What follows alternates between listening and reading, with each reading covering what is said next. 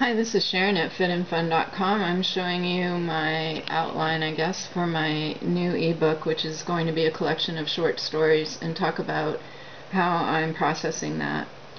One of the stories that you see there, letter E, is called Foster Kid, and that is an encounter I had with a girl that I met in a shelter when I was probably 15, and she was my age. We were very similar, except I was fat and brown haired and she was skinny and blonde hair, and the most striking thing I can remember about her is her horrible haircut that someone had done to her, and it was just a disaster.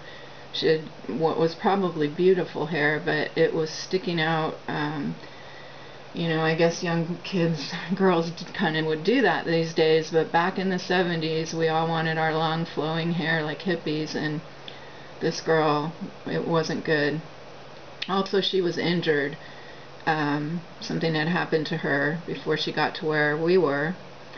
And finally, she was on her way to court the next morning. And I'm not going to recite any details about that, but neither one of us could sleep in this place. And I was there because I had run away from home, and the person I ran to refused to take me and instead put me to this place for the night.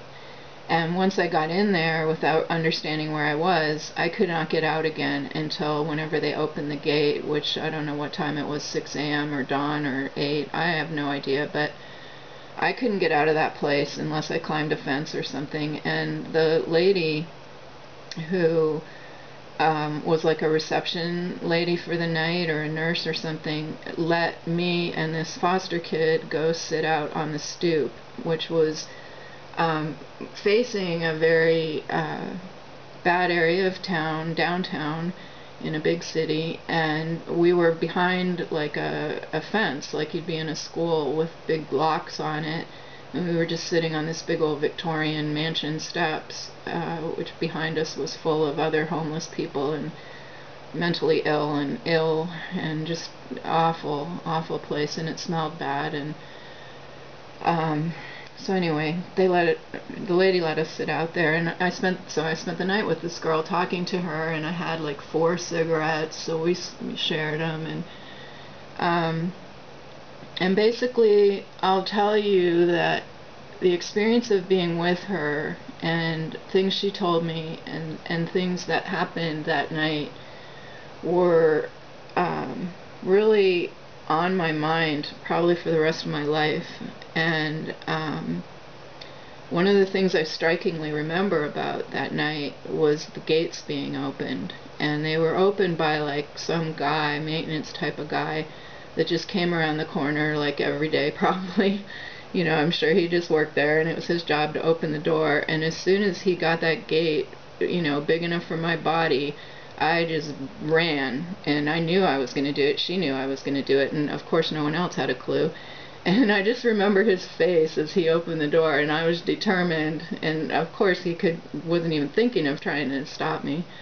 And I was blocks away before anyone looked, if they did. And I never went back there, and I never saw her again, and I don't know anything about her, but that night made a big impression on me. And that is the kind of thing that happened, and that's the kind of thing that's going to be in my stories and is already written. And those are the things I'm going through. So I hope if you have your life story percolating away and wanting to get out, that you might take some of my ideas. And regardless, I hope you'll be interested enough to look into this book when it comes out, probably mid-October 2013, if I'm as quick as I think I am.